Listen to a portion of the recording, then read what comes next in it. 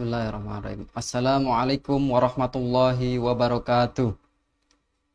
Alhamdulillahi rabbil alamin. Wassalatu wassalamu ala asrafil anbiya'i wal mursalin. Sayyidina wa maulana Muhammadin wa ala alihi wa sahbihi ajma'in, amma ba'du. Puji syukur marilah kita panjatkan kehadirat Allah Subhanahu wa taala yang telah melimpahkan rahmat, taufik, hidayah serta inayahnya kepada kita semua, sehingga pada kesempatan ini kita dapat berjumpa kembali di bulan Ramadan, bulan yang penuh berkah, yang insya Allah dan semoga kita semua akan mendapatkan keberkahan-keberkahannya. Amin. Salawat serta salam mudah-mudahan selalu tercurahkan kepada junjungan kita Nabi Agung Muhammad Sallallahu Alaihi Wasallam, yang kita nanti-nantikan syafaatnya di yaumul akhir. Pemirsa JITV yang dirahmati Allah, bertemu kembali dengan program kita, yaitu program Cahaya Ramadan, yang pada kesempatan ini tema kita adalah zakat untuk pemberdayaan umat.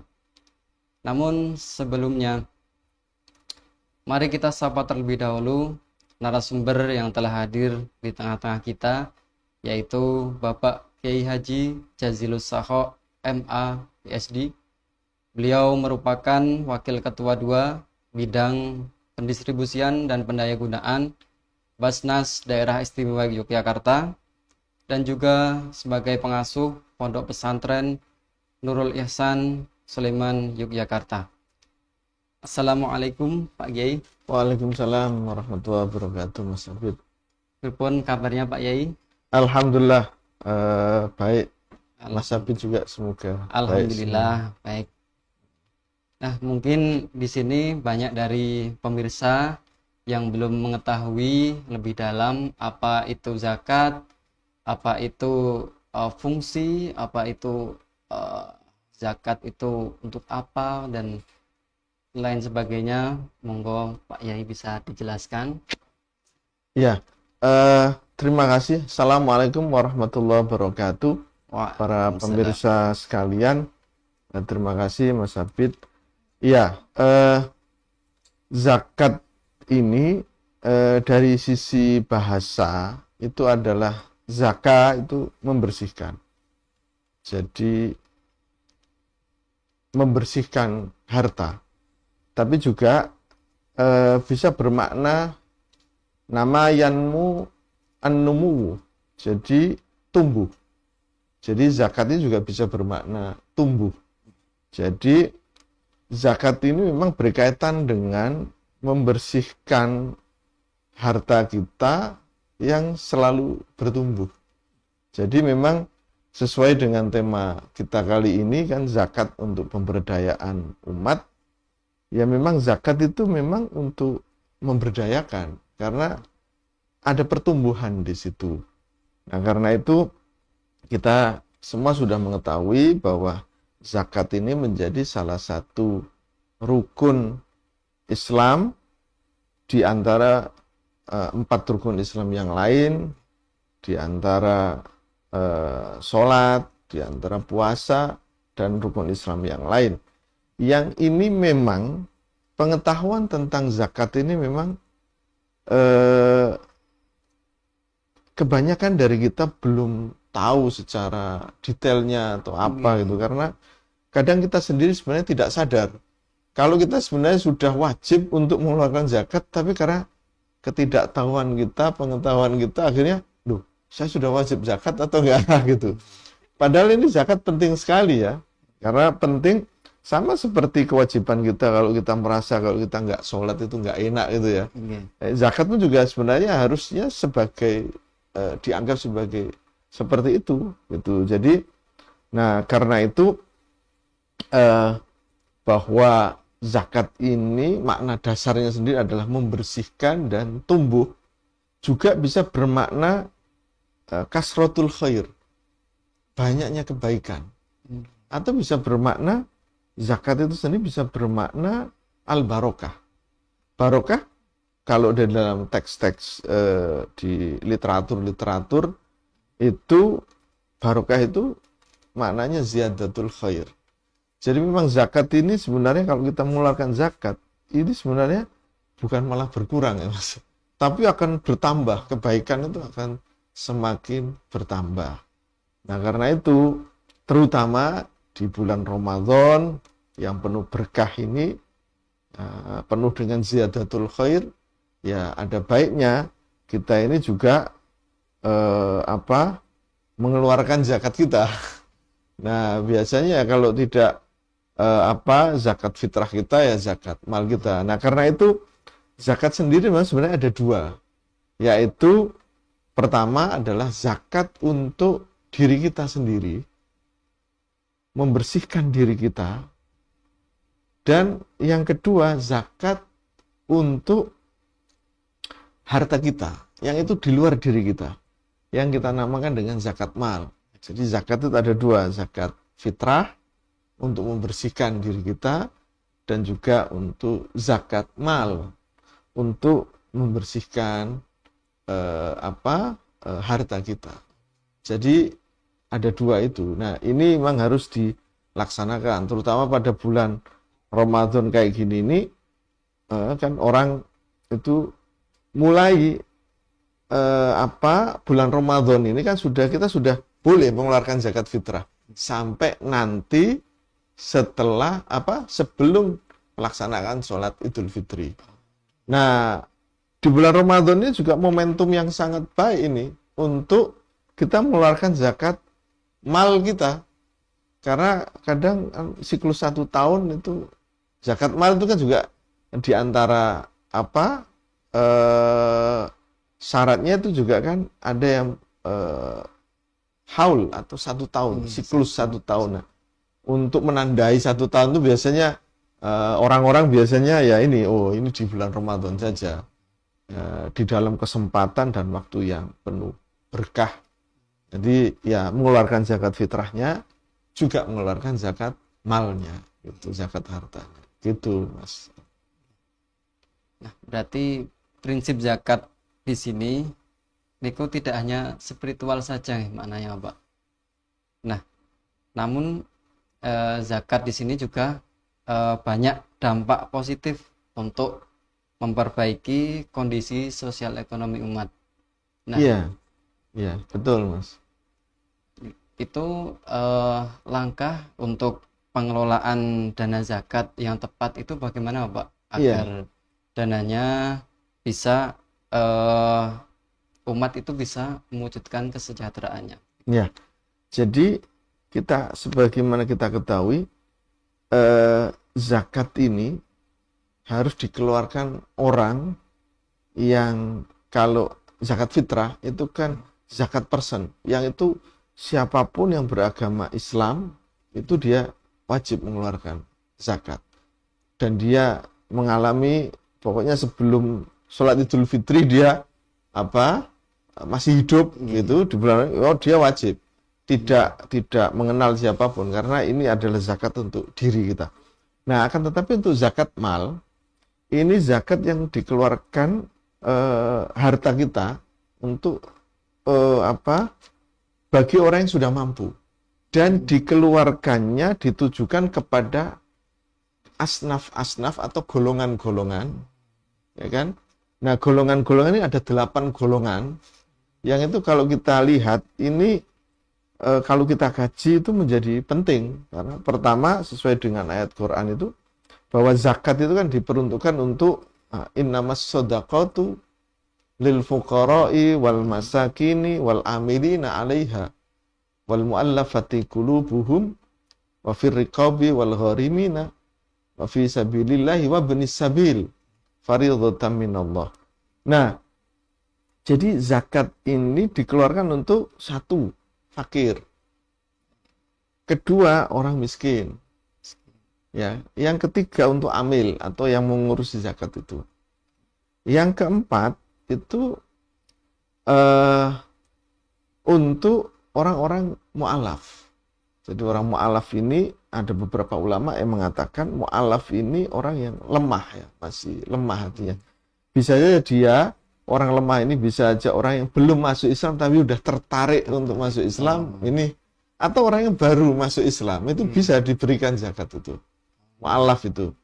Terus habis itu orang-orang rikop. Rikop itu budak kalau dulu ya. Budak.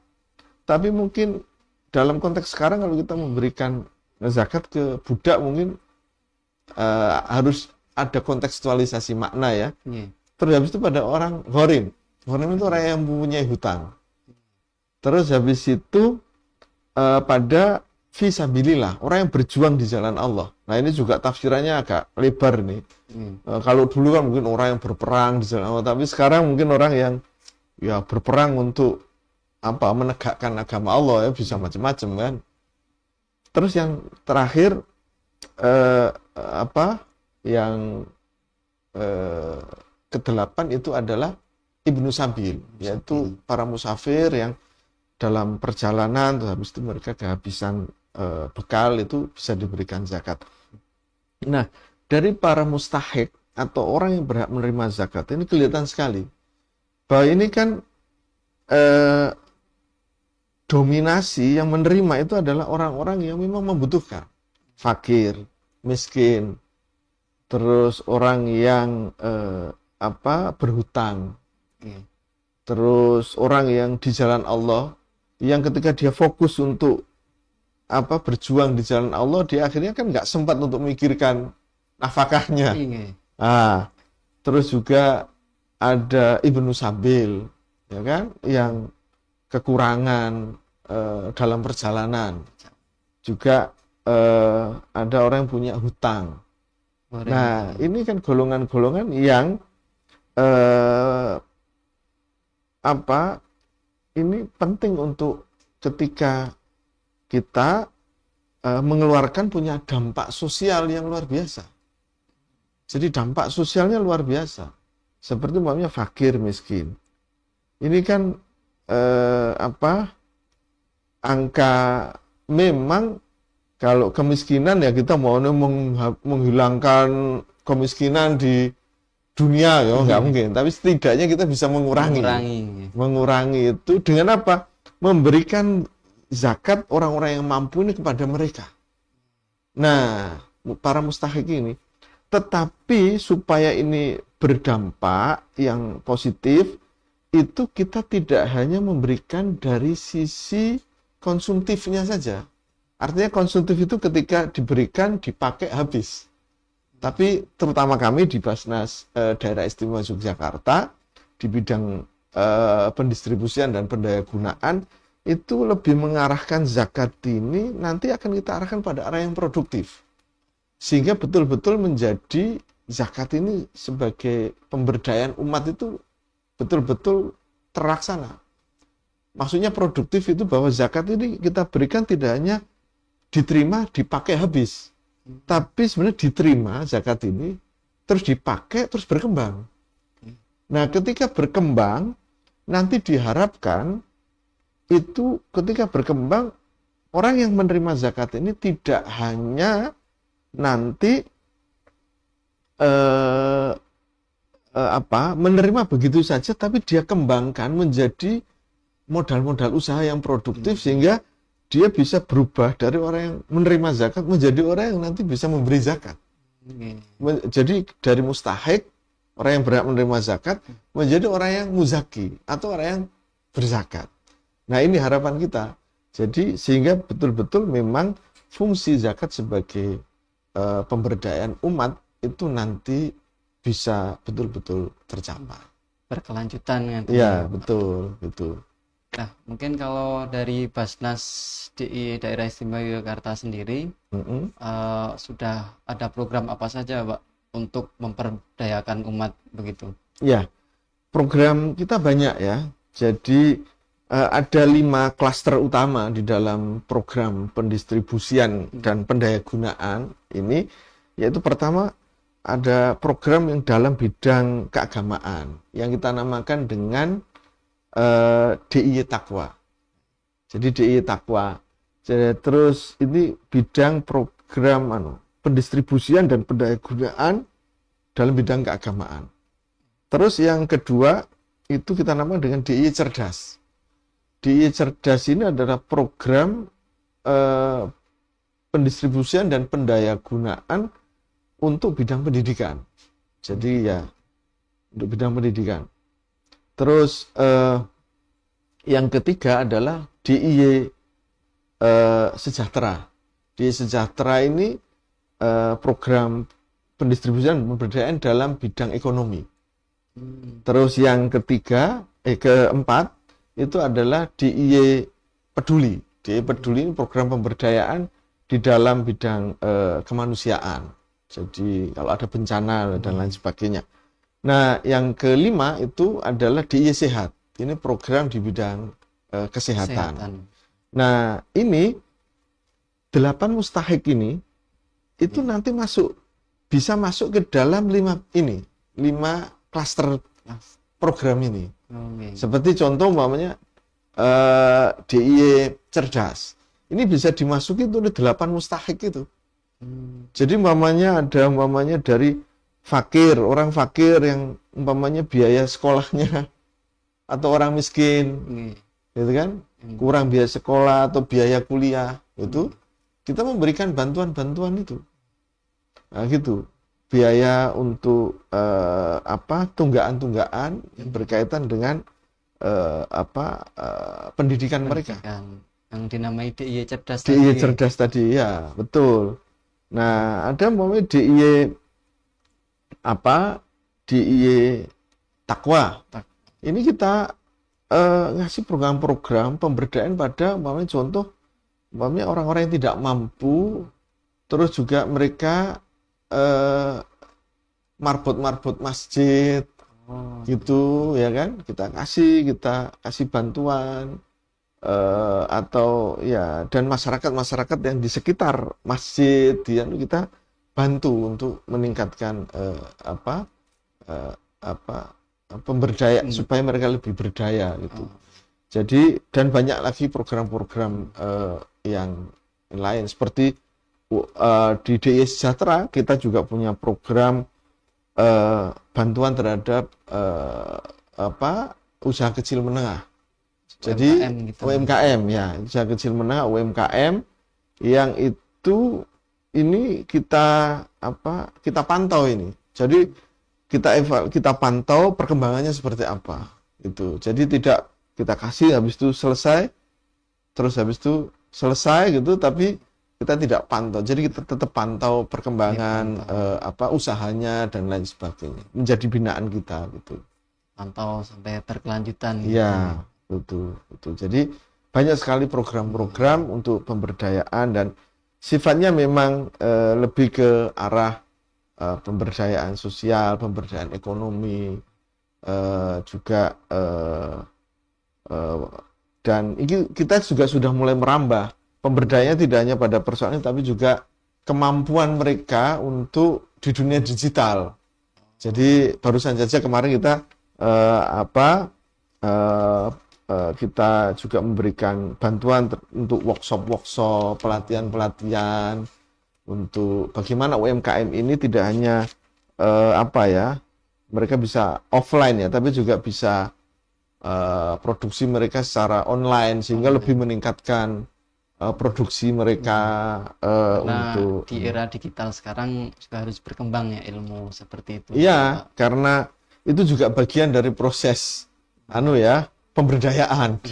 Jadi kalau seperti itu nanti kalau nggak diberdayakan yang mustahik ini, itu nanti akan semakin tergerus oleh perkembangan zaman ini sehingga kita juga harus menyiapkan para mustahik ini untuk lebih berdaya, lebih kuat, lebih tangguh di dalam era yang sangat digital dan sangat cepat perubahannya ini gitu. Nah, tadi disebutkan ada 8 asnaf nih, Pak. Betul. Nah, dari 8 golongan tersebut itu yang paling utama untuk dibantu itu yang mana nih, Bapak? Ya sebenarnya semua asnaf ini utama ya. Utama. Nah, karena memang tidak ada yang lebih utama yang mana, tapi memang ada beberapa tafsiran karena dari para ulama. Kalau ayatnya yang pertama yang disebut adalah fakir miskin, ada yang mengatakan oh itu berarti prioritasnya itu adalah fakir miskin dulu gitu. Tapi sebenarnya pada umumnya itu utama. Nah, utama itu maksudnya gimana? Maksudnya memang kadang di beberapa daerah tertentu kadang jumlah asnaf yang ini lebih banyak daripada jumlah asnaf yang lain. Katakan jumlah asnaf orang yang ghorimin lebih banyak daripada jumlah asnaf yang satunya. Oh, berarti yang diutamakan yang ini gitu. Makanya ada yang, oh ini fakirnya lebih banyak ini daripada yang miskin. Oh, berarti fakirnya. Atau yang miskin lebih banyak daripada fakirnya. Oh, berarti asnaf miskinnya ini yang harus diutamakan di sebuah daerah ketika kita melakukan proses pendistribusian itu. Jadi sebenarnya pada prinsipnya utama semua ya, karena memang semua berhak menerima gitu. Nah, ya tentunya dengan syarat-syarat ya. Tentunya dengan syarat-syarat. Oh, klasifikasi fakir itu apa, miskin itu apa kan? Yang horim, yang punya hutang yang berhak dibantu. Jadi tidak serta-merta bahwa orang yang punya hutang harus dibantu kan gitu. Atau orang yang umpamanya rikop gitu kan. Nah, sekarang contoh umpamanya rikop ya. Rikop ini juga harus kita tafsir secara kontekstual ya. Kalau budak sekarang kan nggak ada budak ya. Nah, nggak ada budak. Nah, kalau nggak ada budak apa? Ada tafsiran kontekstual, umpamanya ini bisa orang yang terkena trafficking. Jadi makanya dia trafficking terus kita membebaskan bahwa dia dari apa perdagangan orang ini pakai dana zakat, boleh itu. Jadi seperti itu. Jadi ini memang kita harus mengkontekstualisasikan di era sekarang bahwa 8 asnaf itu pun juga harus kita kontekstualisasikan dalam kondisi sekarang yang berhak itu. Itu. Baik, mungkin baik, terima kasih kepada narasumber yang telah memaparkan penjelasan tentang tema kita pada sore hari ini. Mungkin selanjutnya akan disambung dengan sesi tanya jawab. Dan pada saat ini sudah masuk beberapa penanya, yang salah satunya adalah dari Mas Freddy Kurnia Wahyudi. Mohon izin bertanya Bapak Kiai. Dari 8 golongan asnaf, salah satunya adalah ghorim. Nah, ghorim ini kan orang yang banyak hutang nggih, Pak. Nah, kriteria ghorim ini seperti apa yang berhak mendapatkan bantuan dari dana zakat? Terima kasih. Ini monggo Pak, pertanyaan dari Mas Freddy Kurnia Wahyudi. Ya, ghorim ini kan orang yang punya hutang ya. Tapi juga, sebagaimana yang saya katakan tadi, ini memang pertama, syaratnya yang boleh dibantu, hutangnya ini tidak untuk maksiat ya. Kalau hutang terus habis itu untuk, mohon maaf, judi ya, terus dia berhutang, waduh, ini nanti jadi masalah kalau bantu kayak gini, nggak boleh kalau kayak gitu ya. Jadi, tapi memang harus hutang untuk keperluan keperluan pokok dan tidak untuk maksiat, ya kan? Itu pertama. Terus yang kedua, ini memang harus sudah jatuh tempo. Kalau dia, saya punya hutang apa, tapi jatuh temponya masih panjang gitu ya. Wah itu ya nggak boleh itu. Jadi harus memang dia mendesak bahwa tanggal sekian harus bayar utang sekian untuk ya gitu. Nah, itu juga harus itu. Terus setelah itu dia ada yang umpamanya dia berhutang untuk kemaslahatan umum. Berhutang untuk kemaslahatan umum. Nah, jadi kalau mau orang yang menghutangi berhutang tapi untuk kemaslahatan umum, untuk bangun masjid, untuk apa gitu kan, ngutangi orang ya kan untuk kemaslahatan umum, itu juga bisa. Itu salah satu di antara syaratnya. Jadi kalau orang setiap saya berhutang terus ya habis itu Hutang untuk apa? Momennya apa? Bayar cicilan motor gitu. Tapi kalau dia masih bisa ya nggak masuk ya kategori itu. Jadi kayak gitu. Jadi seperti itu. Jadi memang harus ada syarat-syarat kalau.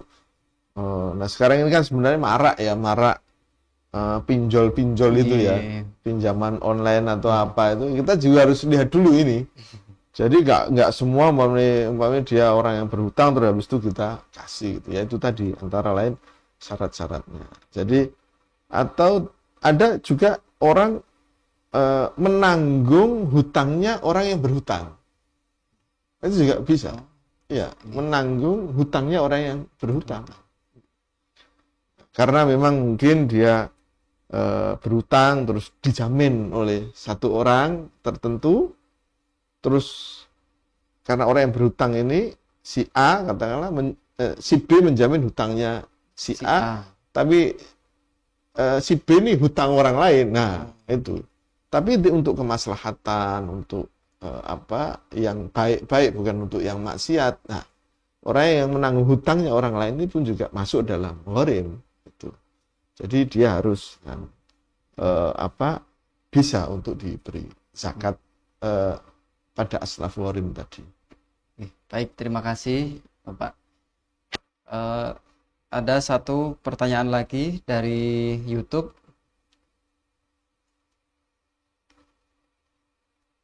Nih, dari Sfarid Ismet.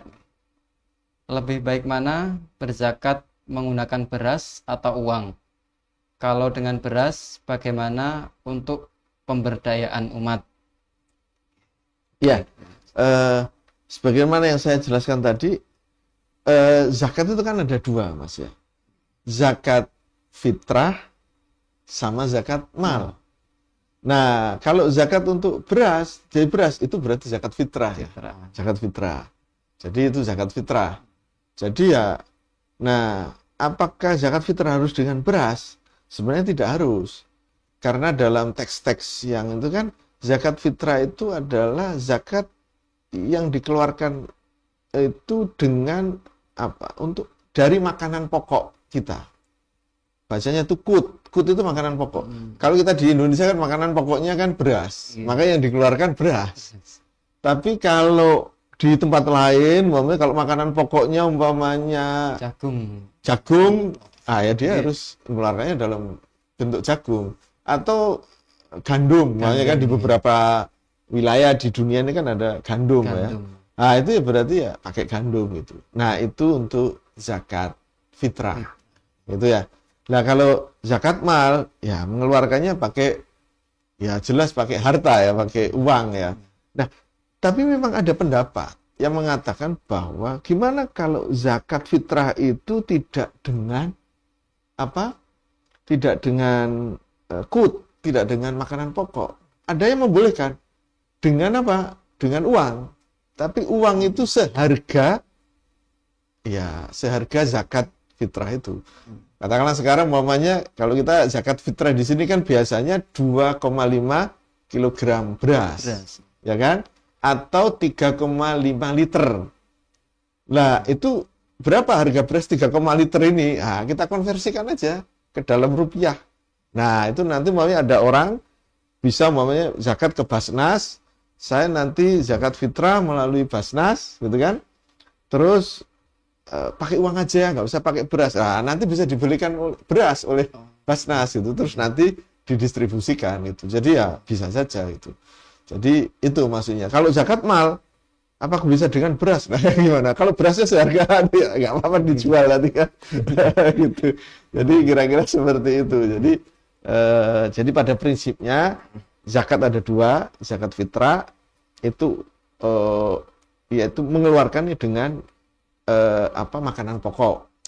Tapi kalau zakat mal ya pakai uang, pakai mata uang setempat. Nah, itu. Tapi memang kalau untuk zakat fitrah ada ulama ini tapi nggak jumhur tidak yang membolehkan bisa dikonversi zakat fitrah bisa pakai uang. Itu. Baik. Ya. Terima kasih Pak Kiai. Mungkin sama-sama. semua pertanyaan sudah terjawab. Maka sesi pertanyaan kali ini kita cukupkan. Dan terima kasih banyak kepada pemirsa Jogja Istimewa TV dan juga kepada narasumber kita yaitu Bapak Kiai Haji Jazilus Sakho yang telah pada kesempatan ini telah memaparkan materi-materi dengan apa yang di tema kita kali ini. Terima kasih. Mungkin nah, semoga acara pada sore hari ini dapat menjadikan pengingat bagi kita semua untuk selalu taat dalam beribadah, khususnya dalam berzakat, mengingat banyak sekali manfaat zakat khususnya bagi diri kita sendiri maupun bagi orang lain. Nah, mari kita bayar zakat dengan tepat ya Pak. Iya, sesuai dengan asnafnya. Dengan asnafnya. Jangan sampai tidak sesuai dengan asnafnya. Ya. Mungkin cukup sekian acara pada sore hari ini. Marilah kita tutup dengan bacaan tahmid. Alhamdulillahirabbil alamin. Dari saya banyak salah kurangnya, mohon maaf yang sebesar-besarnya. Akhirul kalam, billahi taufiq wal hidayah. Wassalamualaikum warahmatullahi wabarakatuh. Waalaikumsalam warahmatullahi wabarakatuh. Zakat menjadi cahaya dalam mengentaskan kemiskinan. Salah satunya melalui pemberdayaan ekonomi. Dengan berbagai programnya, Basnas terus berupaya menumbuhkan kemandirian ekonomi para mustahik. Bantuan modal, pendampingan, dan pelatihan terus diberikan untuk mengasah keterampilan mereka. Terus salurkan zakat Anda agar menjadi jembatan untuk kehidupan yang lebih layak bagi mereka.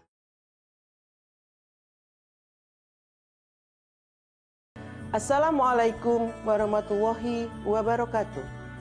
Mari segenap umat muslim yang hartanya sudah mencapai nisab untuk melaksanakan salah satu rukun Islam, yaitu berzakat. Zakat ini merupakan investasi kita di dunia dan akhirat. Karena zakat merupakan harta yang sebenar-benarnya kita punyai yang akan menemani kita sampai akhirat.